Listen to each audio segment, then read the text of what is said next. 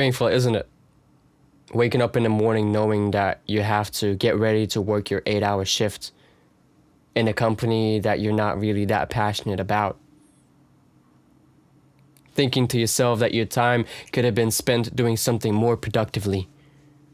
And you're contemplating whether or not you should stop and quit working your job and fully focus on your own thing. But what if I told you that you could actually live up to your full potential even while working full-time? Even while working a job that you're not that passionate about?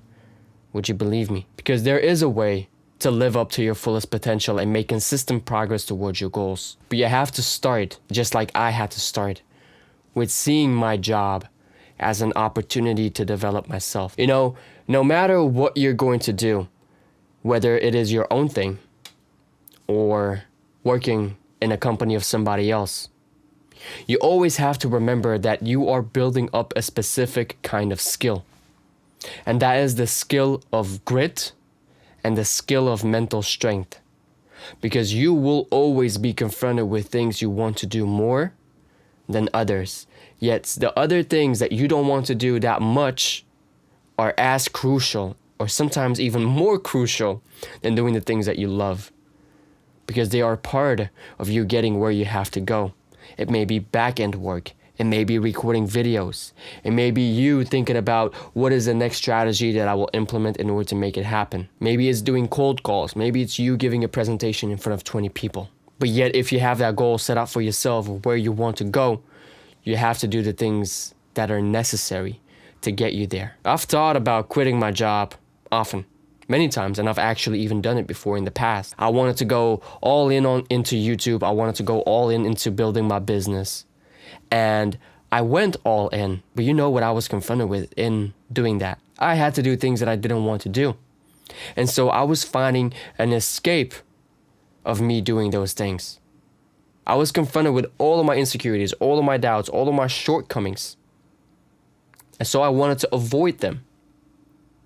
Because I didn't want to feel like I wasn't capable of building my own business. I wanted to feel good. I wanted to feel comfortable. I wanted to feel like, yeah, I got this all under control.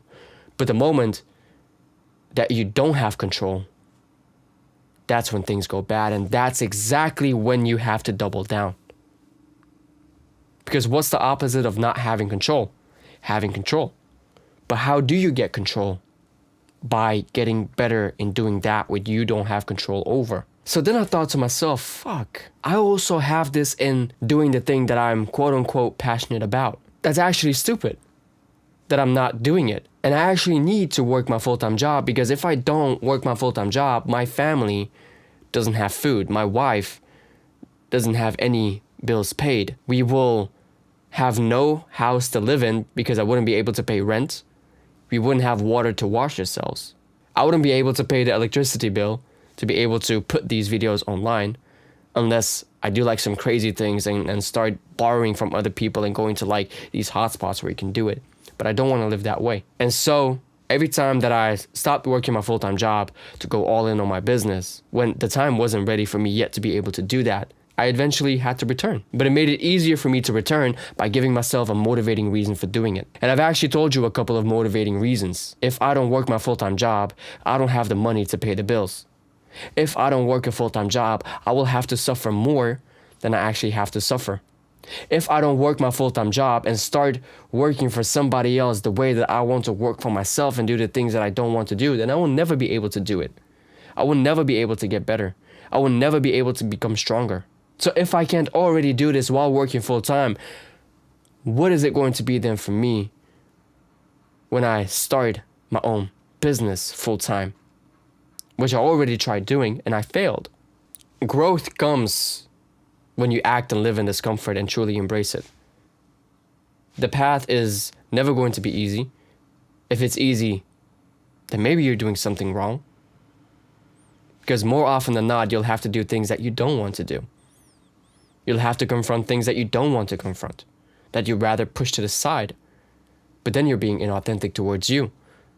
And you're cheating your future self out of becoming the real person that you desire to be, the best version that he can be. Eventually, that becomes a habit. and it starts influencing everything else. Just like I wasn't willing to handle the discomfort of my full-time job, I wasn't willing to handle the discomfort of my business. I wasn't willing to even handle the discomfort within fitness. I wasn't even willing to handle the discomfort within martial arts. Even to a point that sometimes I wasn't even willing to handle the discomfort within my own marriage. How you do one thing impacts everything else. So if you align yourself to seeing it as an opportunity, to aligning yourself, to give it your all, regardless of how you feel in relation to it, then you are really in control. Otherwise, you're just acting on your emotions. And when you act on your emotions, well, let me put emotions into one simple context. They're never consistent and they're always changing. And if we act based on how we feel, then we're constantly going to change and switch around. So say this with me right now. I do what is necessary, regardless of how I feel. Say it again. I do what is necessary, regardless of how I feel. Say this every morning with full conviction to yourself. Start believing that you are this person, and then start acting like that person. Because there's one thing about saying it, but once you say it, you have to make it happen. And if you are a man who keeps his promise, then you have to do it. Otherwise, you are going against one of your core values. And going against your core values will make you feel like you are unworthy of doing that what you want to do. It will make you feel like you are not the person that you actually are. And when you contradict who you are, you feel like something is wrong. So take responsibility for everything that you have in your life. If you are a married man and you're struggling with being consistent in your job, with saying positive, trying to find a way out of it because it is uncomfortable, don't. Really don't. Start loving it. Start doing it. This is what most people are not capable of doing, which is why most people never reach the levels of success that they want. Like, I'm far from where I want to be. But there's one thing that I've learned over the years, and that is to embrace the uncomfortable things that I really don't want to do, because I would have been way further ahead in my life right now if I did that. I've missed out on many opportunities of making money because of it. Opportunities where I could have actually already be where I want to be. But because I wasn't willing to do what was necessary and put my emotions and feelings to the side, I didn't act on it. I was cute, I was comfortable, and now somebody else is benefiting off of that what I was unable to do. At the end of the day, you are in a competition. If you don't want to see that with somebody else, then at least you are in a competition with yourself. The biggest battle that you have is within you and your own mind. Convincing yourself that you are not that weak person that your mind tries to tell you that you are. You have to prove your mind that you are not that person. But to facilitate you staying consistent in it, is something that I do for myself often. In the past, I used to do it daily. Now I do it weekly. And that is to evaluate your progress on a daily basis. Evaluate the things that you are doing, the actions that you are taking, to be congruent with that what you tell you want to accomplish. Because one of the easiest things for you to lose motivation, for you to be demotivated, for you to lose track of that what you're doing and thinking that it's all a waste of your time, is to not see your progress. And so you have to start looking at the micro changes that you are bringing on a day-to-day basis to help you become consistent, which eventually help you to build up momentum. And once you have momentum, that is when the results start coming in. So sit down every evening and write down 4 main questions. Was I able to complete my tasks of today? Why did I not complete it? What could I have done better? And what did I learn today that will help me tomorrow?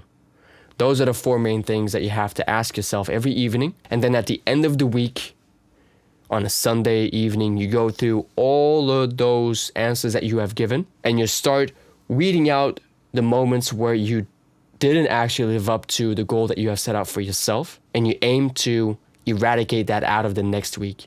You set the intention to do better. You give yourself 1 or 2 things that you want to focus on, Preferably one thing that you want to avoid completely, and you just simply focus on that one thing for the entire week. And do that for 52 weeks of the year. How much progress do you think you will be making? A lot. How much more motivated will you be? How much more consistent will you be? A lot more consistent. How much more quicker will you build up momentum? And don't see your job as a obstacle. The obstacle is that what you say in your mind, what you tell yourself. That's the real obstacle. If you can't be positive during the hard moments, you'll never be able to be grateful for that what you have. It all starts with you and what you tell yourself. So to end this video off, scroll down to the comment section and write down one thing that you are grateful about that is difficult within your life that you have to overcome. Be as detailed as you can about it and remind yourself of that every day. I'm wishing you an amazing day ahead of you. And always remember that you are 100% responsible for the results in your life. Make the hard decision today, and I'll see you in the next one. All right? Bye-bye.